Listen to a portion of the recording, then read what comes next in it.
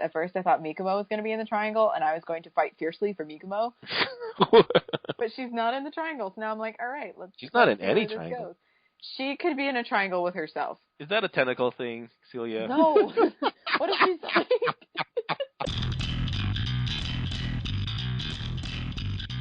Welcome to the Macross Delta Recap Show, Episode 5. This is EXO, and along with me is the magical girl that we're pretty sure is a spy, Celia Rose. Hello. And the Mecha Slut that won't stop touching my rune, Chad of the Macross Mecha Manual. Say hi, Chad. Yeah, hello. Stop touching. All right, so let's start with the initial reaction. Let's go with Celia. What do you think of episode 5? What was the name of this episode? This episode was called Dancing? Moonlight Dancing. Moonlight Dancing. Yeah. What do you think of Moonlight Dancing overall, Celia? You know, I think it was actually a really cool episode. Like, it wasn't super action-packed, but there was a lot of important stuff that was talked about in this episode with regard to Windermere and the events that have led up to Windermere's decision to wage war against the children of the protoculture. And there were some pretty big, at least I think it was some pretty big reveals regarding Windermerean lifespan and regarding the king of Windermere, Gramia the Fourth. I have no idea how to say the rest of his name, so I'm just going to call him Gramia the Fourth. Gramia Nerik Windermere. Yes. Was he the fourth? Yeah, he's Gramia the Fourth. Oh, I missed that on the subs. That's what it says on Wikipedia. So you go to Wikipedia even after you saw the episode? Yes, because I have to double check names when I'm writing my notes.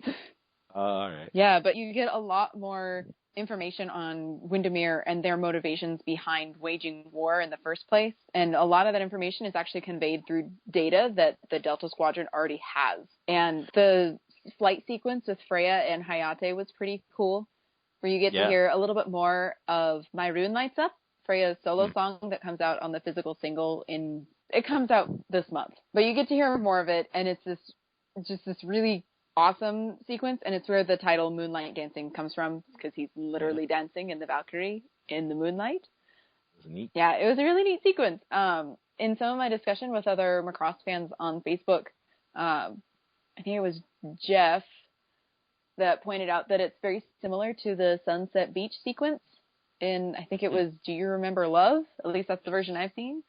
Yeah. And it is pretty similar. Like, just the vibe of it, not necessarily the content, but also the way that the songs sound, like Sunset Beach and My Rune Lights Up have similar sounds to them and similar vibes. Overall, though, I thought it was a good episode. I really liked it. It was over too soon, I feel like, because there was so much that was going on, even if it wasn't in-your-face action. Yeah, it was also an unauthorized flight. Yes. Just like the movie. Yeah, it really reminded me of that sequence also. Chad, what do you think of this episode?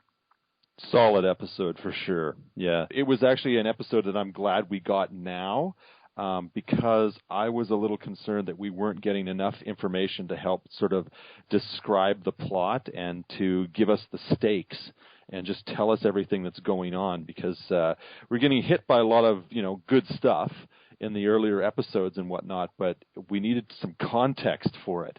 And I felt like we weren't getting it until this episode, which provided us with, I think, all the context we're going to need, at least going forward for the next little while. So I enjoyed it. I also liked that flight sequence near the end, which we'll talk about more when we get to it. It was fantastic. It just got me really excited about the series yet again, and just another positive reinforcement for this show so far. That's just is doing a lot better than I thought it was going to do when I first got into it. Yeah, I agree. I mean, this is really an episode that we needed right now on an early stage. You'll have a lot to say about the fact that they wage war and who they're considering the children of protoculture is, and why they're waging war against the new unified government. Well, let's get into it now, Chad. It's definitely good, like I said, to finally get some context and to get at least the perspective of the various like factions involved in this conflict, so that we know what it is that from an audience perspective. I mean, we don't have to be told the whole truth, but as long as we get some sort of context for why these various factions are doing what they're doing, right? So from the Windermereans' perspective, they have this sort of this take on things in that they are either remnants of the protoculture or direct descendants of it. I guess that, of course, this is also something that, is up to interpretation, I guess. But for the Windermereans' part, they believe that they're either remnants or descendants of the protoculture itself. Their worlds, Windermere and Ragna, were obviously encountered by the new unified government from Earth, and we get some history here that says that they negotiated trade treaties with these existing civilizations on these habitable worlds. But apparently the Windermereans, obviously not under the impression that this was an equally beneficial sort of agreement in their eyes. That's guess where most of the animosity comes from. Maybe there's more to it than that, but for right now, that's what we're given. So that's actually really good, because for these first 4 episodes, we know that the Windermereans are the main antagonists. We know, they have some sort of beef and stuff like that, but we really don't know, why it was, that they were doing what they were doing, what their motive was. What cause they had to be attacking and setting up this big sort of plan that they're going to take on. So that was excellent. That was something that was much needed for the show. I thought, especially at this point, it's like, okay, we've had our initial conflicts. We had a few rounds back and forth and stuff. It's time for everybody to basically show their hand and let the audience know what's going on. So I thought that was fantastic. From his speech, he was calling everybody that was part of that system the children of protoculture. And then, here comes the new unified government, and they're the ones coming in and kind of like screwing everything up. Yeah, last episode I said that I had like a theory that he was using that as propaganda. Yeah. And I remember that. In a way it sounds like that is the case, but it also like the best sort of salesman, he believes his own bullshit. So It sounds like they actually consider themselves the either remnants or descendants of the protoculture. In fact, at one point, Royd claims that the Windermereans are the legitimate heirs to the protoculture, which implies by default that everyone else is not. So, but just the Windermereans, right? And they're going to lead the way and sort of, like he said, sort of liberate this part of the galaxy. And that's actually something interesting, because he specifically states this cluster. He says this globular cluster, and they actually have a name for it, which escapes me at the moment.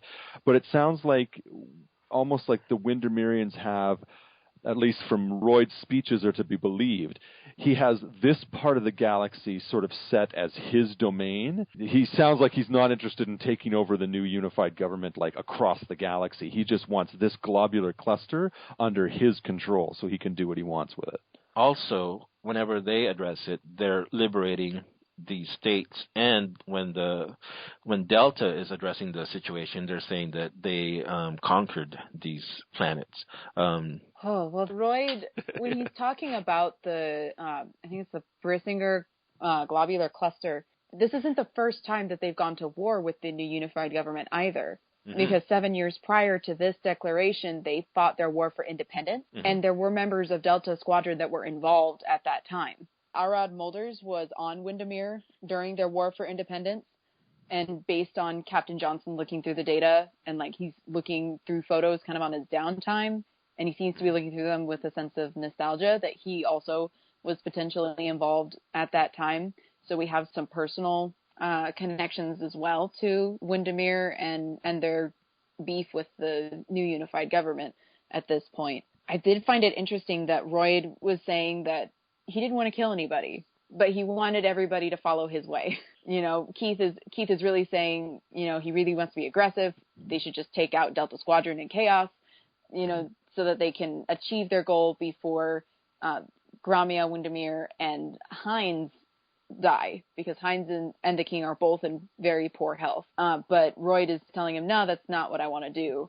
I don't want to kill anybody, but I want them all to follow my direction, which tells me that Royd won't be afraid to kill anybody if he has to.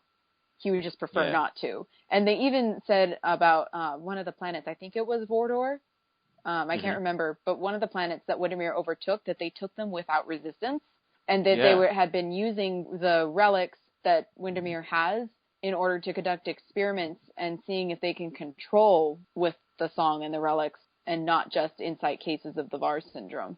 And we have some confirmation this episode. So Heinz is a boy. Yeah, I noticed that one as well. Oh. I'm glad they just tied off that whole question. I didn't need subtitles for that part.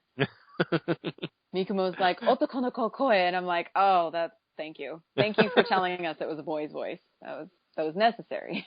Yeah. We'll get on to that later. Before we move on, I just mentioned one brief little thing. During the sequence when they're talking about the history of Windermere and going through their conflict with new unified government and whatnot, we see some flashback sequences to when the new unified government colonization fleets first landed on planets like Ragna and Windermere. And we actually see what looks like a Megaroad class ship for a brief instant from the front and just underneath slightly from a angle from below. And that was kind of a nice little nod, because we've seen clips of the Megaroad class every once in a while in things like Frontier and whatnot. So it's nice to see that again, like they have that sort of continuity where they're showing you, yes, here's a new Macross class, like the ones that we saw in Macross 7, that was landing on Ragna. And here on Windermere, we have a Megaroad class that's basically making contact and trying to either set up a colony or set up relations and whatnot. So that's kind of cool. So we had a couple of clues or reveals about the way the Windermerians age. And we actually get to know the age of... both Kasim and Herman. Yeah. They're talking about their ages. So Kasim is 23 and Herman is 33, but looking pretty ragged. Yeah. Wow. And then we see the king. The king looks so old. Whoa. They didn't say what age he was, but he doesn't look good. And he also has the little icy scars all over his face. Mm-hmm. Yeah. See, he's going to die. You called it. So clearly the scars weren't battle scars like I initially thought, but they're a sign of at least a disease or some sort of physical decay almost, I would think. That would probably happen to all the Windermerians, right? Mm-hmm. It seems like. So it's not pretty when they start to die. No, and there's actually, they show photos when they're talking about Windermere and they show the data. There are photos of a young Gromia the Fourth. Yeah, and that was, 7 years ago? Yeah. Was that during the war? I think so. It's either during or before, but it's when he's in the Aerial Knights himself, and the plane that he's fighting looks completely different than the current Draken units. Yeah, it looks like an actual SV-51 variant from Macross Zero. Mm-hmm. It's got very similar sort of design elements, including the wings and some of the fuselage as well. Yeah, and it sounds like Gromia the Fourth was also potentially the ace pilot, because they made such a big deal talking about what the White Knight of Darwent means within the Aerial Knights formation, and that's the title given to the ace pilot. And at this point, we can assume that that's Keith, because he seems to be the central figure of the Knights of Windermere. And I got the impression that was Gromia the Fourth's role when he was younger, but he's looking hella ragged from those photos, and then the way that they show him now where he is bedridden and covered in those icy scars. Chad, did you catch what exactly that was that ended up securing Windermere? Yeah, there's some sort of, this is how the Windermerians are preventing, I guess, interstellar travel to and from their planet, is they've got some sort of fold barrier around it. They also actually make mention, and I don't know if this has any relevance or not, but they specifically say that Windermere is 800 light years away from Ragna, which is actually quite a considerable distance. I know that in Macross Frontier, they considered a 1,000 light year jump to be a very significant use of resources and power as a form of distance. So 800, light years would be a very long jump to make. we get confirmation about male and female Windermerians. Because if you watch the villagers when the Drakons first fly in, there are some female villagers that have little heart runes sticking out from under their hats. Also, the runes are not all the same for the male. Did you see that? Yeah. Some diamonds and some were kind of like, I don't know, different shapes. Even the twins had 2 different shapes. They're not the same. Yeah, so the diamonds might be a mark of royalty or something. It almost reminds me of playing cards. It's like some of them were spades and some of them were diamonds. Oh, and then I didn't notice that. Sort of. That's cool. It's not canon. I think that's a pretty good interpretation, actually. It's sort of like kind of plays into the royalty and the old style feudalism, I guess, that they have at Windermere too. Knights and kings and queens and stuff. Boy, how smart am I? I don't even know.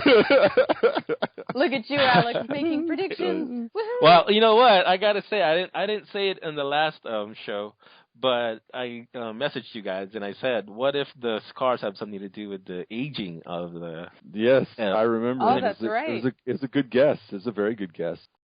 Okay, let's step back a little bit into the first Delta meeting where Mikumu mentions that she heard a voice while the attack was going on. Yeah, so Valkyrie could hear Heinz's song, but the rest of the Delta Squadron could not. Like when they were asking Chuck and Mirage if they heard it, they said no. Messer couldn't hear it either, at least not that he said. But Hayate said that he felt it, which further confirms to me that he's wearing fold quartz around his neck. Yeah, he actually held out his fold quartz. Mm-hmm. I mean, do you think that has something to do with Freya, or was he experiencing that on his own? I think he was experiencing that by himself because the fold quartz has the capability to receive those biological fold waves anyways. And Heinz's voice is being amplified by the relics, at least as mentioned by Royd in the last episode, that his voice was resonating with them stronger than ever. So it's entirely plausible that Hayate felt it on his own. And they also bring up brief mention of the possibility that Heinz is a wind singer, and Freya says that it's a legend of Windermere. Mm-hmm. Yeah, that it's a voice that could travel through, that travels faster than light and travels through dimensions. It sort of confirms what we already knew, I guess, about it from the actions of the previous episode. Like we saw the ruins working, we saw the Windermerian royalty at the time singing through them, so we knew that there was at least some correlation between what he was doing and what was going on there. We didn't necessarily know what it was that he was doing or how it was that he was activating those ruins or how his voice was doing these things. But I guess now he's actually something more unique, just someone singing through the ruins. He's actually got some sort of innate ability, and they've coined it as some sort of legendary wind singer that Windermere has in their history. Whether it's obviously, I would say ordinarily, I would say it's mythology, but here clearly in the world of Windermere, it's a reality for sure. Well, and it sounds a little bit like Freya doesn't necessarily know that such a thing can be true, because she says it's a legend, and doesn't act like she knows that Heinz is a wind singer. So that may be something that the Windermere family is keeping secret, or at least Royd is trying to keep secret in order to let his plans roll out the way he wants them to. We can move on to, we've got some confirmation about what Chaos is as an organization, right? Yeah. Well, they sort of implied that, like Mirage specifically mentions, our clients' requirements have changed, implying Chaos are indeed a military contractor of sorts that are hired by various governments. And then Kaname sort of confirms that, saying that they are indeed a civilian contractor. And then they start talking, Johnson and Arad and whatnot, they start talking to the rest of the characters, informing them that they have to make a choice because the Chaos is about to, it looks like, solidify their military relationship with Ragna. And the contract is going to be changed, probably similar to the way SMS ran with respect to the Frontier government back in Macross Frontier. And that's good. That's actually, I was kind of waiting for that to happen because it was clear that this group, like Chaos and Delta Squadron and Valkyrie, were not new unified government forces. They were not UN Spacey or new UN Spacey. They were something else. And that was clear from the way they were, dressed, to the way they operated. Everything was clearly their own sort of unit. So I'm really glad that we finally got confirmation for that. And that tells us a little bit more about them and sort of sets them up as, their own sort of independent unit. So further into the meeting, they decided to vote, like you said, Chad, because Chaos is a civilian. Yes, a civilian contractor. So they have to. I guess they're giving everybody the opportunity to, not necessarily vote, but I think they're giving them the opportunity to back out because they are technically employees. Like until a military contract is formalized, very similar to like I said, SMS, and then how they operated in the Macross Frontier series, in that they were a private military contractor. They were free to enter into a contract or exit out of it until a time of war was declared, at which point they became an extension of the military for whatever world that they were engaged with. In Macross Frontier, that was for a colony fleet. Here in Macross Delta, they're obviously on Ragna, which is a world, a colony world. They actually talk about, individually it looks like most of the crew are just going to stay on board. They're gung-ho for it. It seems a lot of them are, and there doesn't seem to be much dissension. But I did notice something interesting about this particular sequence in that Mikumo uses this as an opportunity to handle Freya. She's actually the first one to.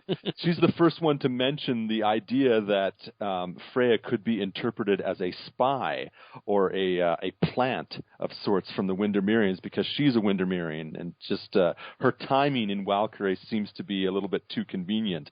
But I don't think that Mikumo really believes that.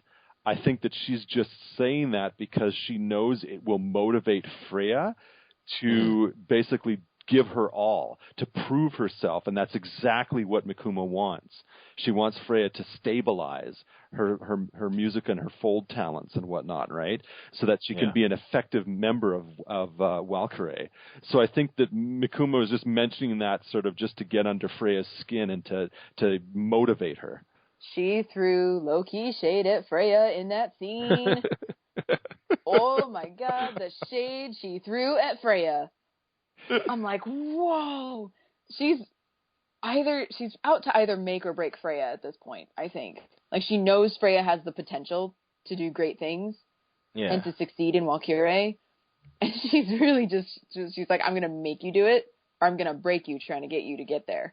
Yeah, and she stepped up. She was like, hell no. Yeah, that was such a good scene. Yeah, I liked it as well. I thought it was great. It's so good. It also makes Mikumo look really clever as well, which is great. Yeah. Oh, Mikumo, best girl. But then the vote gets to Hayate. Oh, and he has some reservations, I guess. Well, this actually ties into what I was talking about in the previous episodes as well, which is where Hayate is clearly not in this for the fighting. That's why I'm throwing it at you. Yeah, I know. I knew you'd say that. I knew it. I knew it was coming, and I was prepared for it. It is true. That's the through line they're going for with that character, is that if he's going to be a part of this, he's going to have to do it his own way. Like, he won't do it any other way. So that's why I think that he's hesitant, because he's not sure yet. He's still unsure about how he can fit into this military organization when he himself doesn't necessarily want to be a military person, right? I mean, even though it's a private military contractor, it's just like the expectation is clear. And it's coming from all angles, not just Mirage, but it's also coming now from Messer and from the other people in Delta Squadron. They're going to be expecting him to do the fighting like they are, to carry his own weight and do his own part. But Hayate clearly does not want to do it in the same way they are doing it. So I think the challenge for Hayate moving forward, at this point he's undecided about what he's going to do, and we'll see what happens later in the episode, but it's going to be how he thinks of himself, how he fits in, and whether or not he can make his ideology work with still being a part of Delta Squadron and still being a part of this conflict that's coming up. We also see that Hayate is not the only one with uncertainty about what he wants to do. Like, even though Chuck and Mirage have committed, and they're talking in the restaurant with Makina and Reina, where they're both feeling unsure if it's the right thing to do to engage. And you also get a little bit of information from Mirage that she used to serve in the UN Spacey. Yeah. And that she has fought in wars before, but she's not feeling 100% confident about going into this one, even though she's already committed to Chaos and to Delta Squadron. And Chuck was like eerily serious in this conversation, right? He was. I mean, he was just. he was very vague. Chuck is usually like right in your face and pretty goofy, but this is something that's clearly weighing on him about whether or not he should, and because he wants to protect Ragna, but whether or not he actually wants to engage in the war itself. And then talking about how he seemed almost cryptic in the way he was talking about the past conflicts with Windermere and what war really means. And I think it's part of him trying to process his own emotionality about the whole thing, but it's also something that was very unusual for Chuck. And I think that added to the gravity of the situation. Here's our goofy guy, our token goofy member of the squadron who's not goofy in this moment, because this is really serious and it's a really big deal and something to carefully consider. That's true. But he lightens it up at the end a bit, talking about how he's as soon as Hayate walks in. He wants a date. He still hasn't hooked up with anybody here. That's right. He scares the bridge buddies. Yeah, they always quit, right? Because they're like, oh, should we quit? Even though they already, decided to go with Chaos. After that scene in the restaurant that you were talking about, the press comes in and, it was just like... Oh, they were so rude. Yeah. There was this great scene afterwards where Hayate pulls Freya, right? That's her name. Not Ronka. Not Ronka. Hayate pulls not Ronka out, and then so she like pulls up and she's like, "Oh my god, I'm so exhausted." And then Hayate calls her on something. Oh yeah, he was calling her out for faking her emotion, because like even though she's acting like everything's okay, her rune is blue. So she's clearly very anxious and clearly very worried and not happy, but she's still putting on a face for everyone around her. Oh, I thought that, I got it totally wrong. I thought he was talking about like how she was exhausted, and then Hayate was like, hey, you're from Windermere, you can't be exhausted, but I totally got it wrong. So blue means that, it's like a, what do you call it? Like a mood rock. Yeah, actually, if you watch her in the restaurant when she's with one of Chuck's siblings and they're watching that TV segment where the host is all like, oh, she's a spy. That was too convenient for her to join Valkyrie at this time. Her rune is blue in that sequence. And then Mirage shows up. They have like I guess she just does a little brief history lesson, Mirage does, for those folks who don't necessarily know, I guess, the tale of the original series, because this is 30 years ago now. So she does, they have a brief visual sequence that shows Max and Celia from the original SDF Macross and also Macross Do You Remember Love as well. So it shows them, and she talks about how they were the first couple to come together and to sort of reconcile their differences and whatnot. And hence the Genus family was born. So what Sassy is saying is that, or what she's asking is DYRL canon and not the movie within the movie? Oh, we're not going to go down that road. No. we could do an entire... Hey, it wasn't me. It was Sassy. We could do an entire show just about that. And we still wouldn't get anywhere. We'd have to do like a dozen shows about it. All right. Sassy's happy with that answer. I hope so. So, we get to the scene that Celia's been waiting to talk about, the flight sequence with Hayate and Freya. Take it. All right, here we go. So the flight sequence is one of the scenes that best utilizes the titles of the episode. I mean, last week we had Shocking Debut, which was really appropriate for the end. And this time it also describes the climactic moment of this episode, Moonlight Dancing. And so basically what happens is Hayate knows that Freya's stressed out. He kind of rails on Mirage for putting too much pressure on Freya, because the purpose of Mirage sharing her grandparents' history was to show Freya that it is possible to reconcile and make peace. And then Hayate just kind of ran with it in a completely different direction. And in order to help Freya de-stress because he knows that she likes to fly. So after Mirage talks about her grandparents and how they were able to reconcile between two species and bring peace, even if their marriage wasn't necessarily the most peaceful, Hayate runs with it in a completely different direction and accuses Mirage of putting too much pressure on Freya and insinuating that Mirage wants Hayate and Freya to hook up in order to prove that peace can be reached between humans and Winnemerians, or whatever Hayate is. We don't actually know if he's human or alien yet. And then they just start hurling insults at each other. That's so funny. You smell like barf, but that's your barf. Oh, gosh. and then Freya had this evil laugh. Freya thought it was hilarious, and I liked that. Like, this is one of the times that we see our triangle all together. Mm-hmm. And usually you'd see it where one of them is kind of isolated from the rest. Like, you'll have an exchange between Mirage and Hayate, and Freya's kind of off to the side and not really part of the interaction. But this isn't one between all three of them that I really liked, because even though Hayate and Mirage were just railing on each other, which is part of their dynamic anyways, Freya thought it was really funny and was cracking up at the fact that they were saying horrible things to each other. You know, where Mirage is calling out Hayate for being allergic to cats, and that makes him a loser. And how Hayate reminds her that she's been thrown up on. And it was a really great exchange. I liked that moment a lot. And so finally, yeah, they go up onto the VF-31J, and Hayate's taking Freya for a ride. Yeah, that was a really great sequence. I like that a lot. They remind you Hayate does not need his helmet to fly his Siegfried, because he lets Freya know that she doesn't have to wear hers. And then she sings her song, My Rune Lights Up, which is coming out soon. So it was a nice little promo piece for that song.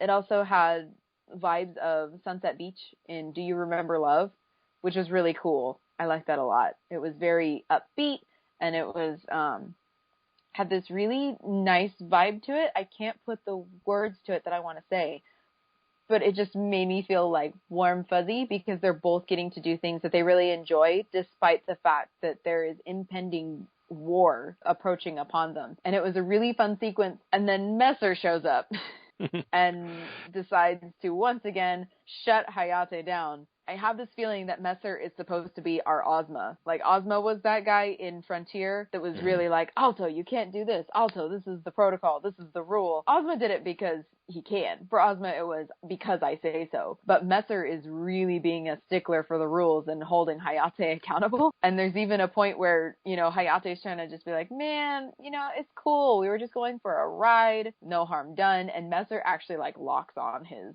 missiles to him, because he's threatening him, like, if you don't land now, I will shoot you out of the sky. And Hayate doesn't believe him until he actually has a lock-on target on them. But I really liked that sequence. It was fun, and it was a nice way, I think, to end the episode and help reach the climactic moment of Hayate coming to his decision about what to do with the war. Yeah, that unauthorized flight actually did well for them as far as making up their minds about what to do, as far as, you know, going with Delta or going their own way. Yeah, I'm of the same opinion. I pretty much loved that sequence. That whole sequence was excellent. That was one of the moments, again, where I think Delta is really showing off how it can pull off these great, amazing, pure, almost Macross moments, and just like go with it in a way that's just such a crowd pleaser. You know, that whole sequence with the flight and Freya singing in the back seat of the VF-31 Siegfried, and, you know, Hayate just enjoying every minute of it, was like so much like Minmay singing to Hikaru in the VT1 in Do You Remember Love, and it was its own thing, but at the same time it was a clear, you know, sort of callback to the great moments of Macross history for sure.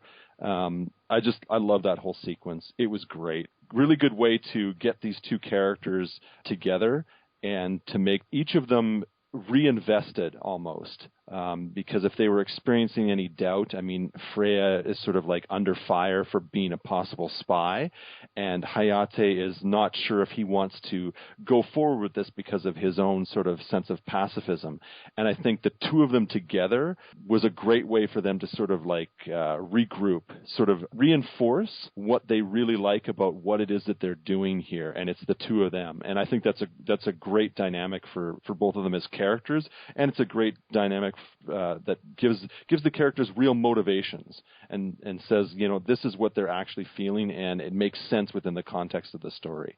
So you can feel sort of like, you know, satisfied as the audience when they make their decisions. It makes sense. And you can get invested in it. Yeah, I really like the way that it wasn't like a blatant callback to the ostrich sequence, that it was just enough to remind you of the sequence, but it was its own thing. It was definitely its own thing, with the characters in different spaces and doing things for their own reasons and a different story. So prior to this episode, there was actually a lot of posts that I had been seeing where people weren't really happy with Delta. But after this episode, and after that sequence in particular with Hayate and Freya, I saw a lot more positive reactions to what Delta's doing. Because before, you know, there were people who were really unhappy with the way that Delta was setting things up and were feeling like it wasn't quite Macross enough for them as fans. But after this episode, I saw all over Twitter, I saw it on Facebook, where everyone was just in love with this sequence. I'm still reading a lot of negative comments about Delta, but I'm pretty sure that these people haven't seen the show. They're just, you know, they're just aware of the Walkure and the transformation sequence. But I'm pretty sure if they've gone through and watched like the 5 episodes, they'll be pretty much sold, because it's been pretty heavy on story, and it's not really that light as far as, you know, what everybody's complaining about, like magical girls and too many idols and stuff like that. Yeah, episodes 4 and 5, like, I've been encouraging people, like, please watch, because there's so much good stuff that happens in this. If you didn't like the first 3 episodes, you know, that's fine. But episodes 4 and 5 have really sold me on what's going to happen for the rest of the series. And we're probably going to have at least 25 episodes for Delta, because it's 9 Blu-ray discs. So it's these 2 that have made me really, really excited for what's going to happen next. Yeah, and they're just moving along with the story, like, really well. Like, I'm not even going to complain about the rhythm that they're on. I love it. Yeah, I must say, like, as someone who was, like, lukewarm to the series at best at the beginning, yeah, it's turned out in a way that I wasn't expecting at all. I kind of thought that this was going to be a lot more towards the parody of what a Macross series is, something maybe in the similar vein to Macross 7, and that just hasn't happened. This series is clearly going for something quite different, and it's just the elements that turn people off. I don't think they're as bad as people thought they would be. They certainly weren't as unusual and absurd and silly as I thought they were going to be. And they're also not as strong or prominent either. Just from the preview episode, I got this impression that it was going to be this, you know, that the magical girl group and stuff like that was going to be playing front and center. I had, you know, visions of, like, you know, the magical girl equivalent of Planet Dance, like, playing every single episode on, like, in this incredibly annoying repetition like it was in Macross 7, and that just hasn't happened. Here it's being used like any good story element. It's being used to progress the story, to progress the plot, to inform character decisions and character development. It's being used in the exact way it should be in a good story. And I'm really excited about that, actually. I think it's great. And the more that they do that, the more I get on board with it. You know, and the more I'm excited about it, and the more I want to, like, you know, I want to root for our characters and see where this leads, right? So I really think that I'm actually of the opposite opinion. I was thinking that ever since the broadcast version of episode 1, that's where the turnaround happened for me. And to be quite honest, episodes 2 and 3 was the big shift for me. Because we didn't have any of the elements which I was concerned about in the first preview version of the episode 1, and it just went hardcore into a lot of excellent world building, a lot of great character work, and some excellent action sequences, and just some genuinely fun moments. And when that started to happen, I was like, I don't even care about any of the criticisms at this point anymore, because it's just working. The series is working just brilliantly. And when they introduce the magical girl elements and stuff, which most fans seem to have concerns about, I think they're handled well. I think they're handled brilliantly. They make sense in the context of the story they're trying to tell. They are often merged with character development for each of the people in these situations. So I'm like, why worry? It's working. Just go with it. Well, and they're technically not magical girls. Yeah, exactly. There's a very specific formula for magical girls. Just because there's a henshin sequence does not mean they're magical girls. Yeah, but I'm speaking more in how people are interpreting them, and right, just visually, right? So that's how they're seeing it. And I'm just saying that just give Delta a chance, and don't be all that put off by some of these elements, which in my opinion are handled really well and merged with the Macross fiction just brilliantly. It's almost getting to the point where you're thinking to yourself, well, how could this have not been a thing in Macross until now? Because it's just being dealt with so well. It's being written so. It's a marriage, It's a marriage that's just working out really well. Let me just say one thing, Chad. One thing. Oh no! Here we go. All girls are magical. Oh yes. Well, we're all just apes under their spell. I am very pro magical girl. I know. I think Alex just won himself a bunch of fans. Thank you. All right, so I want to get into the messages that people have been writing. I don't want to ignore people that have been commenting and things like that. Okay, so there's Francisco Valadez, not Valdez. He says that I still think that Heinz is a guy. This is stuff that we already found out, but let me just read what he says. He has 2 runes on his head, and every Windermerian dude has 2 runes on his hair. Freya, on the other hand, only has 1 of them, and she's a girl. So now he's going by the number of runes you have on your head, and not by what rune. What do you think of that? That's actually a good observation. I didn't pay attention to the number before. Yeah, I did not. I did not pick that up either. That's me neither. That's a very good one. When I read this, and it's true. It's so far it's been right on. Okay, we have another one from Yamato 0965 Yachticulture. So thanks. Great name. Yamato 0965. Maelstrom Games and Random Stuff. That's the name of the person that wrote in. So he wrote in like a big paragraph.